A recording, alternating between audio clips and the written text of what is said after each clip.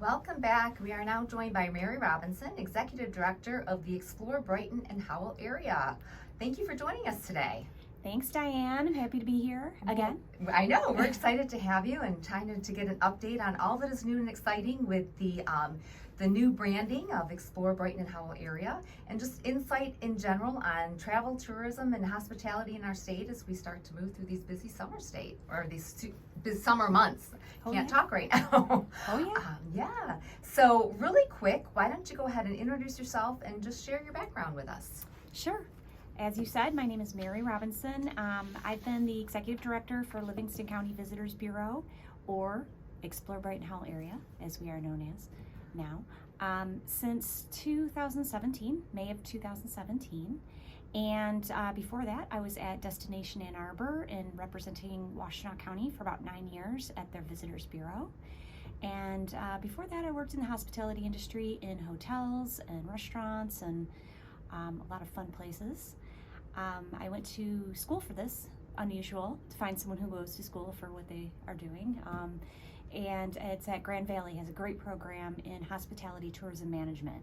So it's absolutely my passion from, the minute I wake up to the minute I go to sleep. I love tourism, I love our area, I love promoting small businesses and all of the things that make up the attractions and exciting place that is Livingston County. That's me. And you do it so well. I know we've had your office is right in our office, so we have lots of opportunities to chat about things, and it is very evident how much you care for these businesses and you want to see them succeed, and you're always coming up with just some really just unique and creative ways to help them brand themselves and just bring awareness to them. So I know that we appreciate it and that they appreciate it as well. So I know I was just asking you, formerly you were known as the Livingston County Convention and Visitors Bureau. So what prompted the change in the branding? That's a great question, Diane.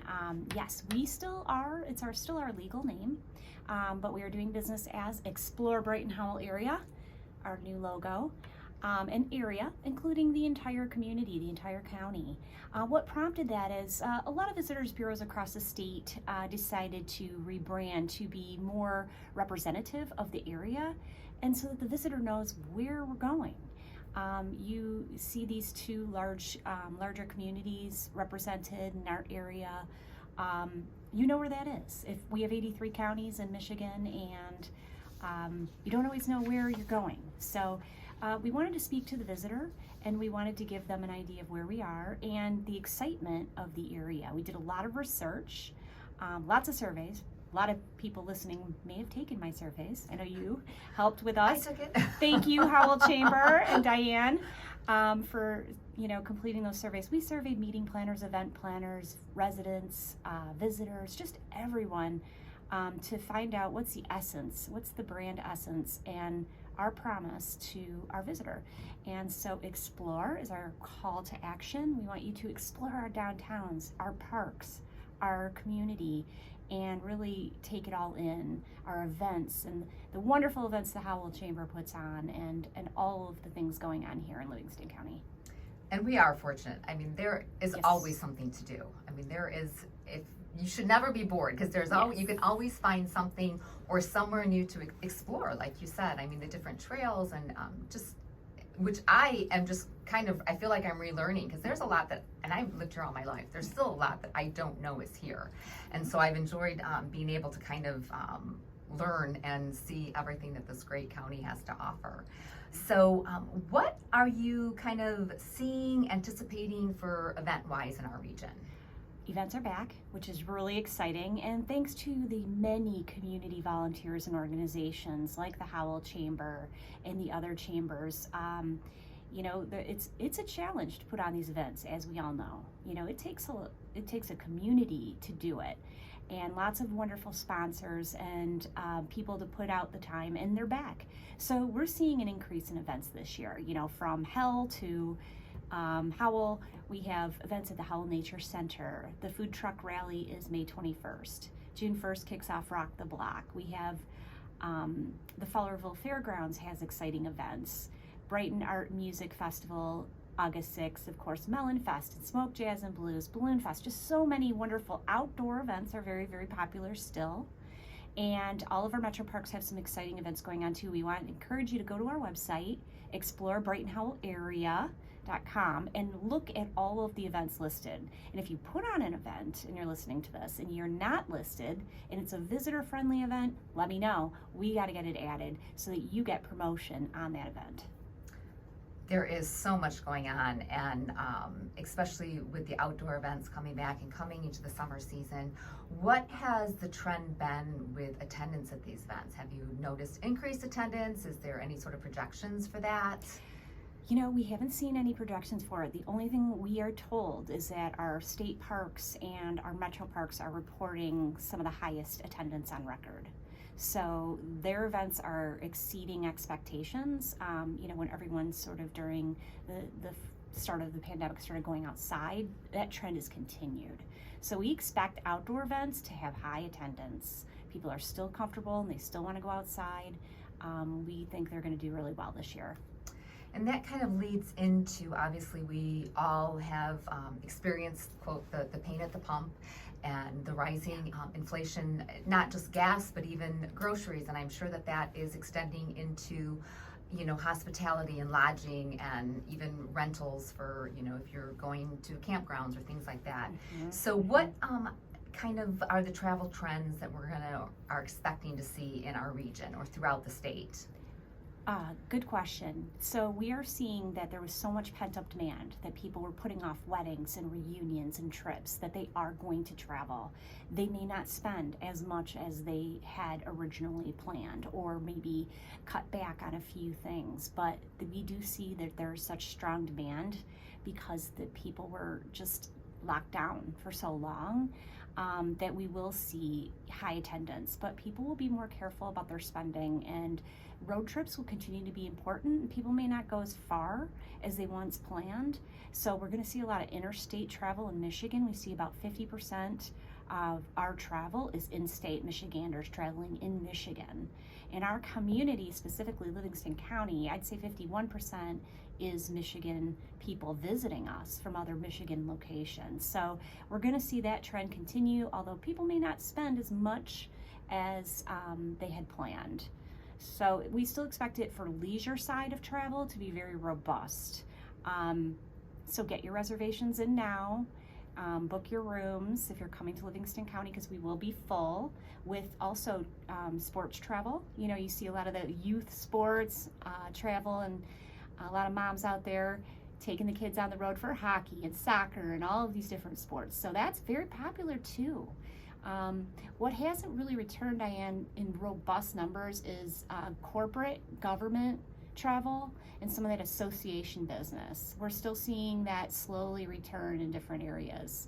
And it's an uneven recovery in some of our larger cities, like, are struggling with return of full attendance. But in our area, the leisure traveler is still very solid, very strong, and we think that it's going to be a busy season.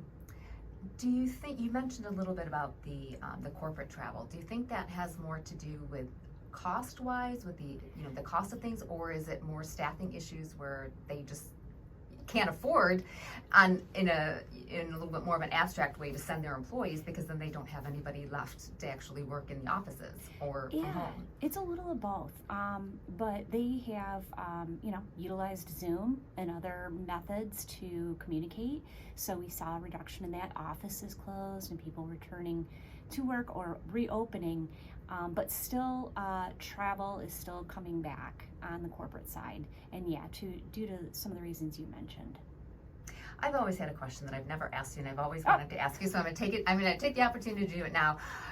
So we, being in this area, we always travel up north. We're going to Traverse City, we're going to all the resorts, we're going to Boyne to golf, we're going up to Mackinac City.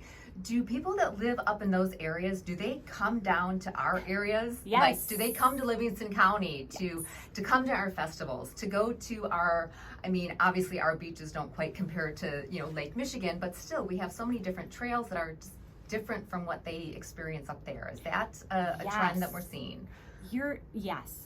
The answer is we get a lot of people from up north coming down here. Okay, so we have these, Brighton Howell and the area have these charming downtowns, and they are pretty sophisticated if you think about it. We have breweries, we have destination dining, we have boutique awesome shopping, and of course our outlet mall, Tanger Outlet. So we have a lot to offer, and a lot of them like weekend getaways. We pull from West Michigan, we pull from Southeast Michigan a lot, and from Northern Ohio, Indiana, South Bend, Illinois, all of those travelers, and we do get some from Upper Michigan and the UP coming down here. So yeah, they do come here. We just have a different offering that they enjoy. When you touched a little bit about our destination restaurants, and I know that, obviously restaurants were one of the hardest hit industries with COVID, and now with, staffing and things like that, we're still seeing that they're not back at full capacity. So what is kind of the trend that you're expecting to see in our region and even throughout the state with that? Restaurants are, like you said, they were first to shut down. They were the hardest hit. They were absolutely regulated during this whole process, and so it was very, very difficult. Then you add supply chain issues. They can't get the product that they want. They can't get any product sometimes. So they're really, really struggling in that way. It's coming back, but it's a challenge. And the staffing shortages, even though they raised wages and they've gotten very creative. I mean, they have gotten super creative with helping the workers get what they need, and yet it's still a challenge with staffing shortages. So I would say to anyone, please pack your patience, and I said it last year too, be kind to those serving you, because they are working so hard. And but you're gonna see, still full restaurants, I think, going forward. Of course, as long as we have the low COVID numbers, we're gonna still see that, because people really do want to treat themselves and their family that have been locked down. So we do see the trend as they're going to be very busy. So please, be patient, and maybe you might not get that exact menu item that you wanted. So try something new. Be open to specials and suggestions. Right. And I love the phrase "pack your patience." That goes across multiple areas. So what else? We just have a few minutes here. What else is new at the CVB?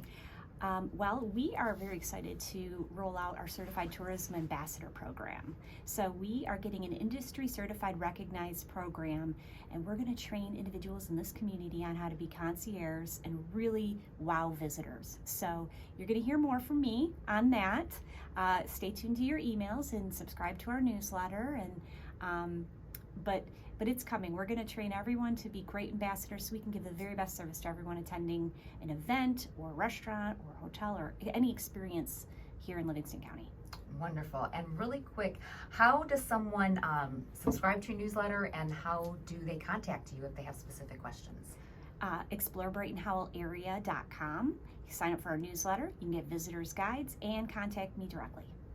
Wonderful. Well, thank you so much for joining us today and for sharing all these updates with travel and tourism throughout our state. Thank you, Diane.